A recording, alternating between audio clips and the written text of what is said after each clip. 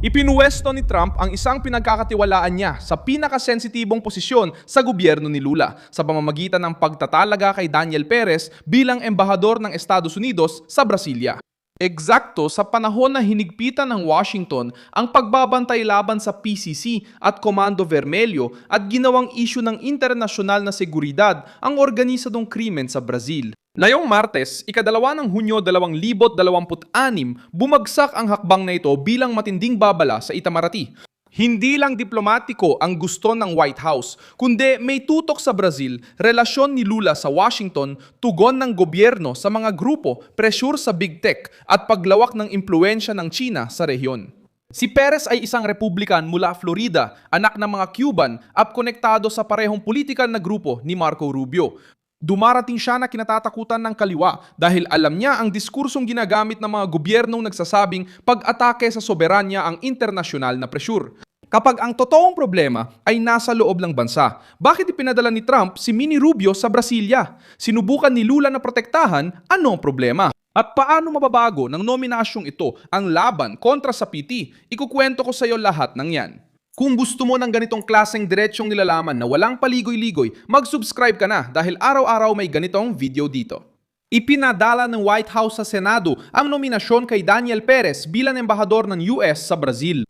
Walang permanenteng nakatalaga sa posisyon mula nang umalis si Elizabeth Baird sa panahon pa ng pamumuno ni Joe Biden at pansamantalang pinamumunuan ang misyon diplomatiko sa Brasilia. Hindi basta-basta ang pagkakapili ni Trump. Kailangan pang dumaan si Daniel Perez sa Senado ng Estados Unidos bago siya opisyal na manungkulan. May politikaw na bigat agad na nominasyon.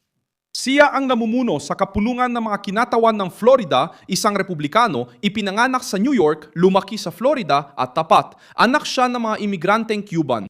Mahalaga ito dahil ang Florida ay isa sa pinakamatatag na sentro ng konserbatibong politika sa Amerika laban sa mga rehimeng kaliwa sa Latin America.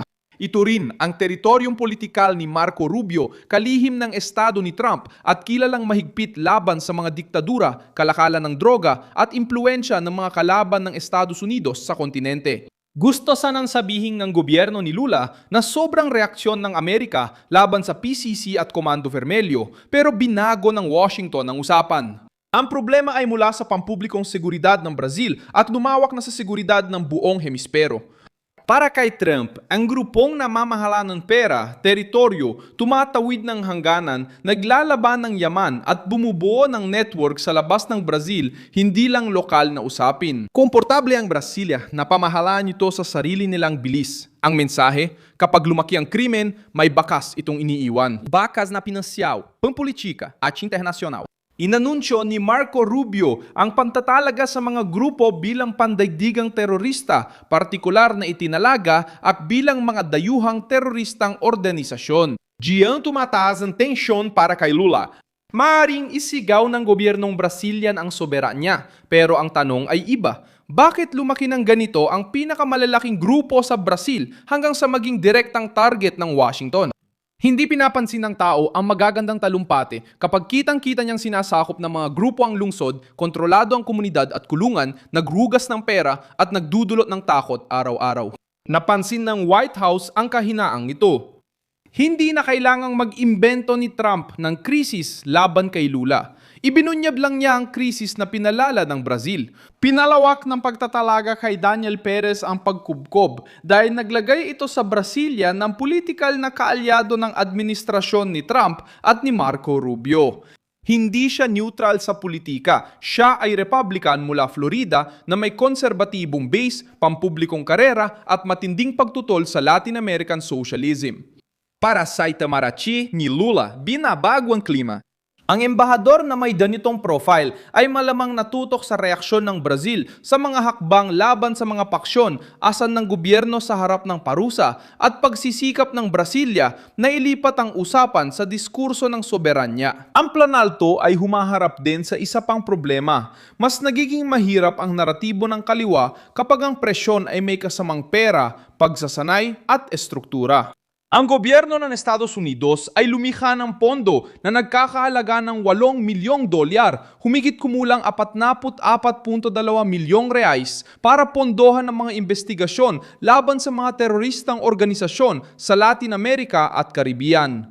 Ang programa ay nagbibigay ng pagsasanay sa mga investigador, piskal at hukom at nakatuon din sa pagbuwag ng mga pinansyal na network na konektado sa terorismo at transnasyonal na krimen. Kung ang Washington ay nag-aalok ng estruktura laban sa pinansyal na network ng mga grupo, dapat ipaliwanag ng Brazil kung bakit ito masama. Kung ang argumento ay soberanya, diretso ang sagot ng kanan. Hindi dapat gawing dahilan ng soberanya para hayaang lumaki ang grupo. Ang tunay na soberanya ay pagtutol. Protektahan ng mamamayan, putulin ang pera ng krimen, hulihin ng mga pinuno, buwagi ng money laundering at pigilan ng mga kriminal na organisasyon.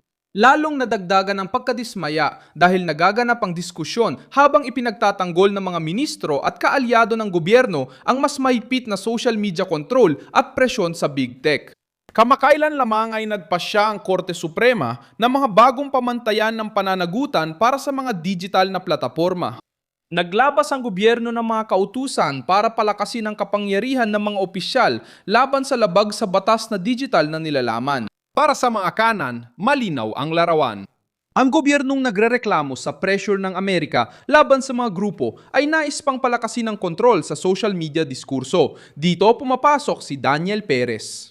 Dumating siya sa diskusyon sa Brazil habang ang gobyernong Lula ay nahaharap sa presyon sa seguridad at teknolohiya. May kinalaman din ito sa diplomasya at US relations.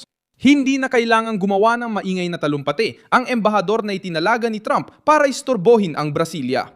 Sapat na ang sumubaybay sa mga pangyayari, tumanggap ng ulat, makipag-usap sa sektor ng politika at kumpanyang Amerikano, obserbahan ang kalagayan ng batas at iulat sa Washington ang tugon ng gobyernong Brazilian sa bawat kilos. Tumatak ang palayaw na Mini Rubio dahil si Perez ay sumisimbolo sa henerasyon ng mga politikong hinubog ng konserbatibong Florida, anti-komunismong Kubano-Amerikano at mahigpit na agenda sa seguridad laban sa kartel, diktadura at transnasyonal na network. Sanay si Lula sa ganitong presyon, hindi ito tulad ng mabagal na diplomasya sa opisina. Ngayon, kailangang harapin ng Itamaraty ang isang pangalan na may kumpiyansang suportado ni Trump. Habang pinapalamig ng gobyernong Brasilia ng issue, inilalantad naman ito ng Washington. Kung ginagawa nilang isyung pampolitika ang pag-uuri ng mga grupo, itinuturo naman ng White House ang money laundering, droga at pagpapalawak sa reyon. Kung sinusubukan nilang sisihin ang kanang bahagi ng Brazil, nananatili ang katotohanan. Target ng Estados Unidos ang PCC at Comando Vermelho dahil lumaki at naging banta sila lampas sa Brazil. Ibinebenta ng kaliwa ang ideyang ginagamit ni Trump ang Brazil sa politika, pero naunawaan ng mga Pilipino sa gitna ng kawalang seguridad ang kabilang panig ng kwento. Kapag pumalpak ang Estado, may ibang pumupuno sa puwang. Kapag ang grupo ang pumuno sa puwang, pumapasok ang maruming pera sa ekonomiya. Pag tumawid ang pera sa hangganan, hindi na lang ito pambansang issue. Kapag ang bansang gaya ng Estados Unidos ay nagpasiyang sundan ng pera, maraming tao ang hindi na makatulog. Tumutukoy rin ang nominasyon sa isang sensitibong issue, ang labanan para sa impluensya sa kontinente. Malinaw na gustong muling iposisyon ni Trump ang Estados Unidos sa kanlurang hemispero.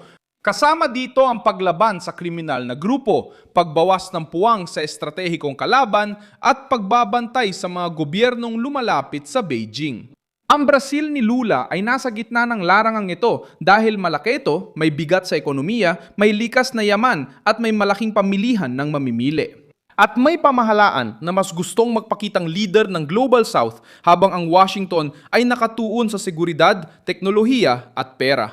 Gayunpaman, si Perez ay hindi dumarating bilang turistang diplomatiko, siya ay dumarating bilang isang pampulitikang senyales. Muling nagkaroon ng pinunong direktang itinalaga ni Trump ang embahada ng Estados Unidos sa Brasilia sa gitna ng tensyon sa pagitan ng dalawang pamahalaan. Nakatingin si Trump sa Brasilia, si Rubio ay tutok sa mga kriminal na paksyon at ngayon may pangalan, agenda at pera ang Washington para bantayan ang PT kapag usapan ay internasyonal na pananagutan. Ako si Milson Alves. Internasyonalista, layunin kong may hatid ng maayos ang katotohanan araw-araw. May mga link ng balita sa video description. I-like ang video, mag-subscribe sa channel at tingnan ang mga komento para maging aktibo sa komunidad ni Milson Alves.